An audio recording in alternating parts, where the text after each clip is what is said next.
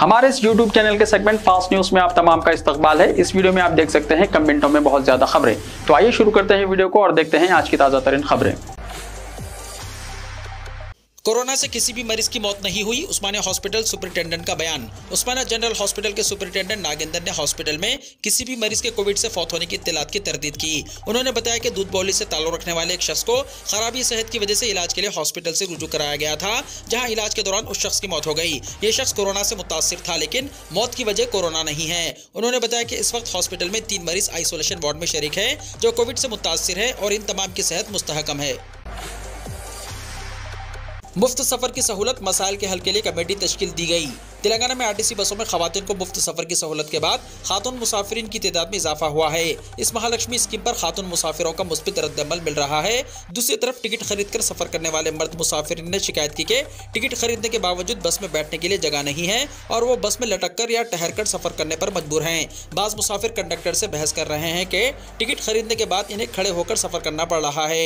RTC हुक्काम ने मुख्तलिफ मसाइल को हल करने के लिए कमेटी की तश्कील अमल में लाई है। कमेटी इन मसाइल का तज्जिया कर रही है कि किन औकात में ज्यादा मुसाफिरीन सफर करते हैं, किन सड़कों पर हुजूम होता है, इन सड़कों पर खवातीन के लिए खुसूसी बसें कैसे मुख्तस की जाएं, ज़ईफ अफराद और माजूरों के लिए सीटें कैसे मुख्तस की जाएं वगैरह।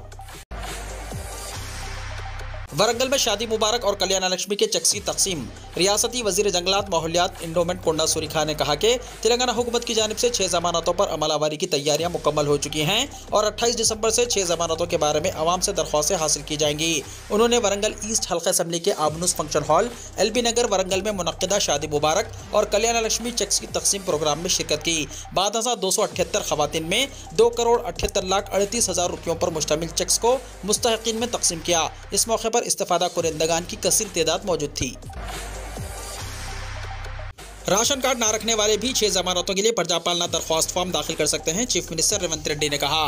तेलंगाना के चीफ मिनिस्टर रेवंत रेड्डी ने आज पर्जा पालना प्रोग्राम के दरख्वास्त फॉर्म को जारी किया। इस दरख्वास्त फॉर्म के जरिए अवाम 6 जमानतों की स्कीमात से मुस्तफीद हो सकते हैं। सेक्रेटेरिएट में चीफ मिनिस्टर रेवंत रेड्डी ने वज़रा के साथ मिलकर दरख्वास्त फॉर्म और पर्जा पालना का लोगो जारी किया। इस मौके पर खिताब करते हुए रेवंत रेड्डी ने कहा कि कांग्रेस पार्टी ने अवाम से जिन 6 जमानतों का वायदा किया है, इस पर अमल करने के लिए कल 28 दिसंबर से अवाम से दरख्वास्त फॉर्म कबूल किए जाएंगे। इसके लिए 28 दिसंबर से 6 जनवरी तक पर्जा पालना प्रोग्राम रियासत के हर गांव और शहर में मुनक्किद होगा। उन्होंने कहा कि एक ही दरख्वास्त फॉर्म में खवातीन को 2500 रुपये बहाना, 500 रुपये में गैस सिलेंडर, मकान की तामीर के लिए 5 लाख रुपए की इंदिरम्मा स्कीम, 200 यूनिट मुफ्त बरक़ी हासिल करने के इस्तेफादा कुरिंदगान का इंतखाब किया जाएगा।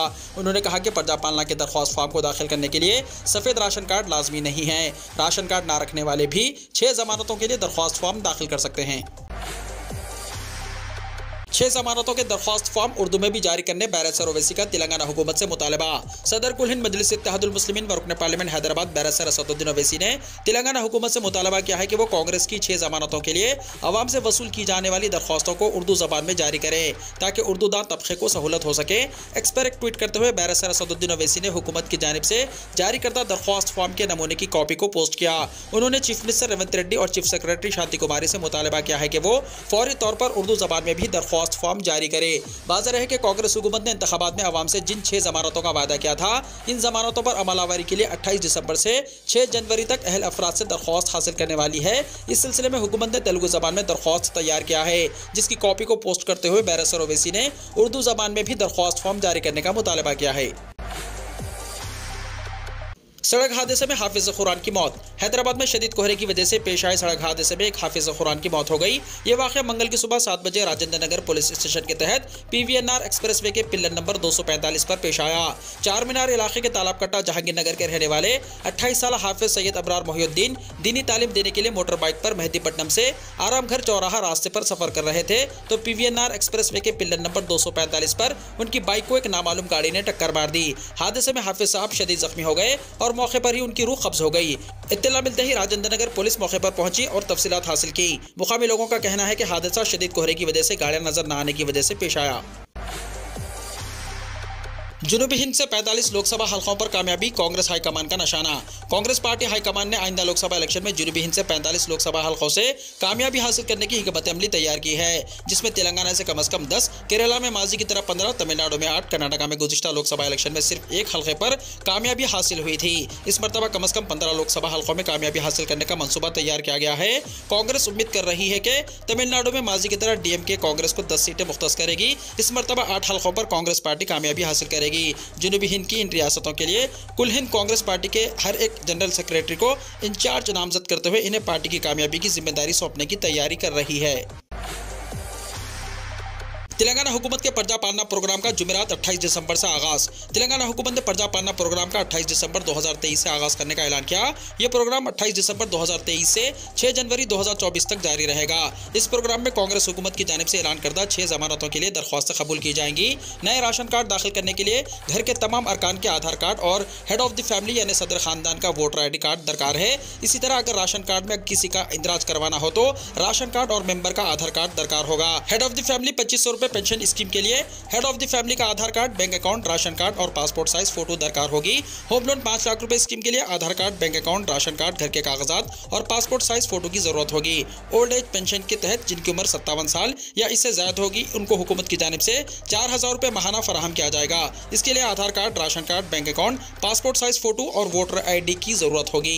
गैस कनेक्शन 500 रुपए के लिए आधार कार्ड, राशन कार्ड और गैस बुक दरकार होगी। सेक्रेटेरिएट में चीफ मिनिस्टर रेवंत रेड्डी ने वज़रा के साथ मिलकर दरख्वास्त फॉर्म और प्रजा पालना का लोगो जारी किया। इस मौके पर खिताब करते हुए रेवंत रेड्डी ने कहा कि कांग्रेस पार्टी ने अवाम से जिन 6 जमानतों का वादा किया है इस पर अमल करने के लिए कल 28 दिसंबर से अवाम से दरख्वास्त फॉर्म कबूल किए जाएंगे। इसके लिए 28 दिसंबर से 6 जनवरी तक प्रजा पालना प्रोग्राम रियासत के हर गाँव और शहर में मुनक्किद होगा। उन्होंने कहा कि प्रजा पालना के दरख्वास्त फॉर्म को दाखिल करने के लिए सफेद राशन कार्ड लाजमी नहीं है। राशन कार्ड ना रखने वाले भी 6 जमानतों के लिए दरख्वास्त फॉर्म दाखिल कर सकते हैं। कांग्रेस की 6 जमानतों के लिए इनकम सर्टिफिकेट की जरूरत नहीं, सरकारी ओहदेदारों का बयान। रियासत तेलंगाना में 28 दिसंबर 2023 से रियासती कांग्रेस हुकूमत की जानिब से पेश करदा 6 जमानतों पर अमलावरी की जाएगी। इस खुसूस में कुल हिंद मजलिस इत्तेहादुल मुस्लिमीन, रुकन असम्बली और कायदे मुकन्नना पार्टी जनाब अकबरुद्दीन ओवैसी की क़यादत में दारुस्सलाम में आज एक इजलास मुनक्किद किया गया, जिसमें हल्का असम्बली चंद्रान गुट्टा के सर्कल चीफ ने शिरकत की। उन्होंने स्कीमों और दस्तावेजात से मुताल्लिक़ तफसीलात पेश की। उन्होंने अवाम पर जोर दिया कि वो किसी भी किस्म की दस्तावेजात से मुताल्लिक़ फिक्रमंद ना हो, खुसूसन इनकम सर्टिफिकेट की कोई जरूरत नहीं है। सर्कल चीफ ने मीडिया के जरिए आवाम से कहा कि सिर्फ आधार कार्ड और वाइट राशन कार्ड काफी हैं। मजीद उन्होंने कहा कि अगर कोई किसी दस्तावेज को भी अटैच नहीं करता तब भी उनके एप्लीकेशन को कबूल किया जाएगा।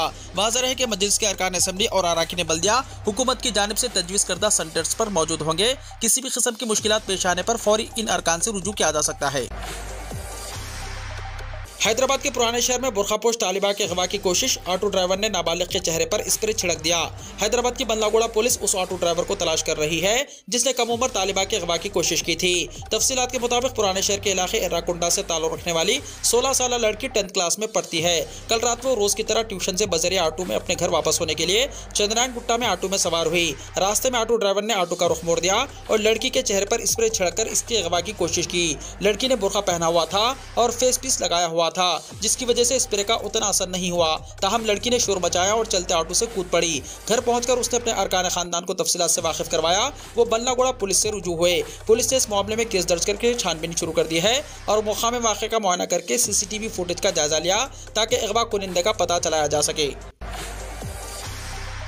बोधन के साबिक़ रुकन असम्बली आमिर शकील के बेटे के खिलाफ मुकदमा दर्ज, FIR में दूसरे का नाम दर्ज करने पर इंस्पेक्टर मुअत्तल। साबिक़ रुकन असम्बली के बेटे के खिलाफ पुलिस की लुकआउट नोटिस जारी। हैदराबाद शहर की पंजागुट्टा पुलिस ने BRS के हल्के बोधन के साबिक़ रुकन असम्बली आमिर शकील के बेटे के खिलाफ हादसा और दीगर दफात के तहत मुकदमा दर्ज कर लिया है। तफसीलात के मुताबिक 24 दिसंबर को साबिक़ रुकन असम्बली के बेटे राहिल अपनी कार में जा रहे थे। उनकी कार बेकाबू होकर मौजूदा प्रजा भवन और साबिक़ चीफ मिनिस्टर कैंप ऑफिस के पास ट्रैफिक पुलिस के बैरिकेड से टकरा गई थी। पंजागुट्टा पुलिस ने इस मामले में पहले आसिफ नामी नौजवान के खिलाफ केस दर्ज कर लिया था। हक़ाइक़ के मंजर-आम पर आने के बाद आज कमिश्नर पुलिस हैदराबाद के श्रीनिवास रेड्डी ने साबिक़ रुकन असम्बली के बेटे के बजाय दूसरे नौजवान पर इल्जाम आयद करने पर बी दुर्गा राव इंस्पेक्टर पंजागुट्टा को मुअत्तल कर दिया। कमिश्नर ऑफिस से जारी करदा बयान के मुताबिक बोधन के साबिक़ MLA शकील आमिर के बेटे के बजाय किसी और शख्स को पंजागुट्टा सड़क हादसे के केस में मुलव्विस होने का इल्जाम आयद करने पर यह कार्रवाई की गई है। इस दौरान बावसूख ज़राए से मिली इत्तलात के मुताबिक आमिर शकील के बेटे मुबैना तौर पर दुबई फरार हो गए। हैदराबाद पुलिस ने मंगल को BRS बोधन के साबिक़ MLA शकील अहमद के बेटे मोहम्मद राहिल आमिर उर्फ बाबा को पकड़ने के लिए एक लुकआउट सर्कुलर जारी किया है। कोरोना दौर में हुई बेकायदगियों की तहकीकात की भी तैयारी। अब मौजूदा हुकूमत साबिक़ा हुकूमत की बदगुमानियों की तहकीकात में कोरोना वायरस दौर में होने वाली बेकायदगियों की तहकीकात को शामिल करने की मनसूबाबंदी कर रही है। ज़राए के मुताबिक हुकूमत से कोरोना और लॉकडाउन में नए दवाखानों और क्वारंटाइन मराकज़ के क़याम पर होने वाली बेकायदगियों और अद्वियात की खरीदारी में धांधलियों की भी तहकीकात की मनसूबाबंदी में मसरूफ़ है। बताया जाता है कि हुकूमत से नए दवाखानों की तामीर के लिए जारी टेंडर्स और कोरोना दौर में हंगामी फंड्स के इस्तेमाल और मरीजों से बेतहाशा बिलों की वसूली के मामलात की जाँच की तहकीकात का भी जायजा लिया जा रहा है। महकमा सेहत के मुताबिक हुकूमत से गुज़िश्ता 5 वर्षों में महकमा सेहत को मुख्तस फंड्स और उनके इस्तेमाल के अलावा हंगामी फंड्स के इस्तेमाल की तफसीलात तलब की जा रही है और जिन इदारों और ताजरीन से तिब्बी आलात, बिस्तर और दीगर अशिया खरीदी गई हैं उनकी तफसीलात हासिल करने के इक़दाम किए जा रहे हैं। बताया जाता है कि नए दवाखानों की तामीर और क्वारंटाइन मराकज़ के नाम पर करोड़ों रुपए के आलात और दवाइयों की खरीदी के दावे किए गए थे, जिनकी तहकीकात के साथ कोरोना वायरस दौर में मरीजों से इलाज के लिए दवाखानों में बेतहाशा बिलों की वसूली की शिकायत की तहकीकात और कॉर्पोरेट दवाखानों के खिलाफ कार्रवाइयों की तफसीलात इकट्ठा की जा रही है। सराफा बाजार में सोने की कीमतों में चमक, चांदी की कीमत में मामूली कमी रिकॉर्ड की गई। आज मुसलसल तीसरे दिन घरेलू सराफा बाजार में सोना मजबूत होता दिखाई दे रहा है। आज के इजाफे की वजह से अक्सर सराफा बाजारों में ताजिर 24 कैरेट सोना 64,000 रुपये फी 10 ग्राम के करीब ट्रेड कर रहे हैं। दूसरी जानिब आज चांदी की कीमत में मामूली कमी रिकॉर्ड की गई है। मुल्क की राजधानी दिल्ली में आज 24 कैरेट सोना 63,960 रुपये फी 10 ग्राम पर ट्रेड कर रहा है, जबकि 22 कैरेट सोने की कीमत 58,650 रुपये फी 10 ग्राम रिकॉर्ड की गई। मुल्क की दीगर रियासतों की तरह कर्नाटका, तेलंगाना और उड़ीसा के बिलियन बाजारों में भी सोने की कीमतों में इजाफा रिकॉर्ड किया गया है।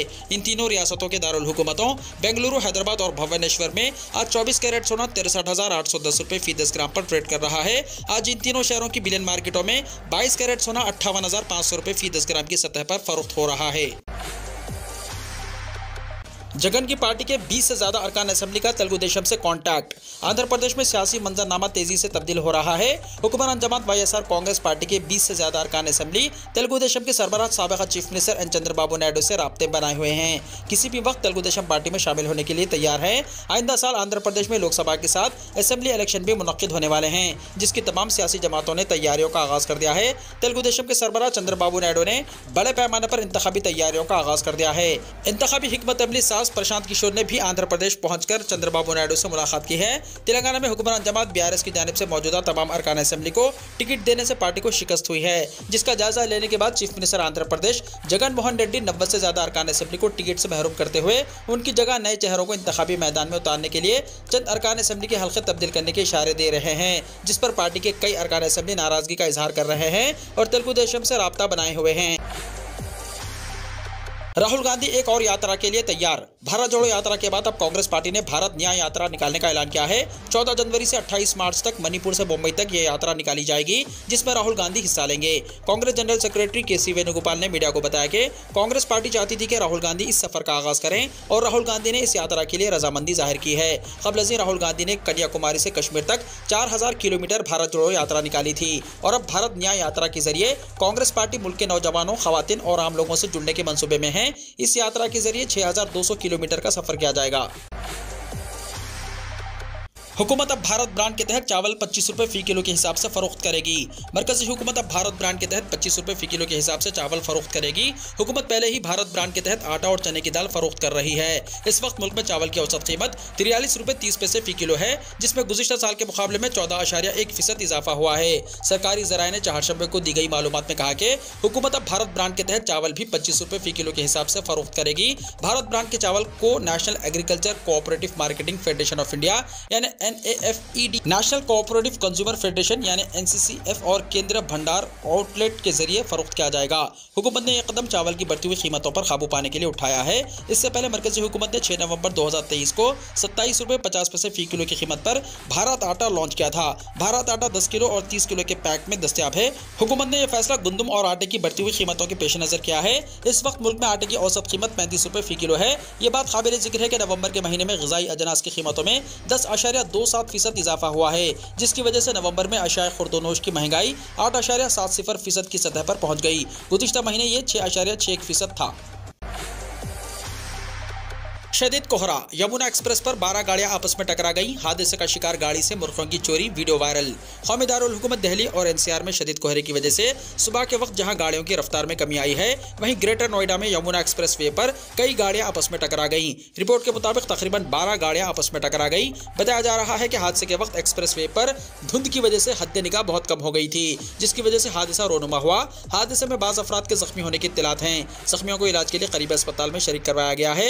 हादसे में मुर्गियों का लूट ले जाने वाली गाड़ी भी शामिल थी। हादसे के बाद लोग मुर्गियां चोरी करके ले जाते हुए देखे गए। इसका वीडियो सोशल मीडिया पर तेजी के साथ वायरल हो गया।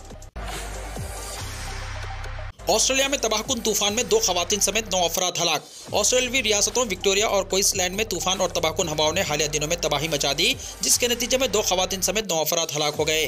खबर रसां इदारे APP के मुताबिक तूफान की वजह से कश्तियां उलट गईं और कंक्रीट की पावर लाइन्स को शदीद नुकसान पहुंचा। हुकूमती मौसमियाती ब्यूरो ने खबरदार किया है कि क्वींसलैंड के साहिली इलाकों को अब भी खतरनाक तूफानों, जानलेवा सैलाबों और नुकसानदेह हवाओं का खतरा है। पुलिस ने बताया कि 3 खवातीन क्वींसलैंड के दही कस्बे चंबी में तूफानी पानी के एक बड़े नाले का जायजा लेते हुए मंगल की सहपहर सैलाबी पानी में बह गई। चहरशंबे को पुलिस के गौताखोरों ने बह जाने वाली 2 खवातीन की लाशें निकाली, जबकि तीसरी खातून को करीबी नदी के किनारे पर जिंदा बचा लिया गया। APP के मुताबिक ब्रिस्बेन के करीब सालाना माहीगीरी सफर के दौरान समंदर में 39 फीट लंबी कश्ती उलटने से 11 अफराद समंदर में बह गए। पुलिस का कहना था कि 3 अफराद डूब गए, जबकि जिंदा बच जाने वाले 8 अफराद को पानी से निकालकर अस्पताल पहुंचा दिया गया। वीडियो को लाइक शेयर कीजिए और हमारे इस YouTube चैनल को सब्सक्राइब करते हुए इसके बेल आइकॉन को भी प्रेस कर लीजिए, ताकि ऐसी ही ताज़ा तरीन खबरें आइंदा भी आपको मिलती रहें।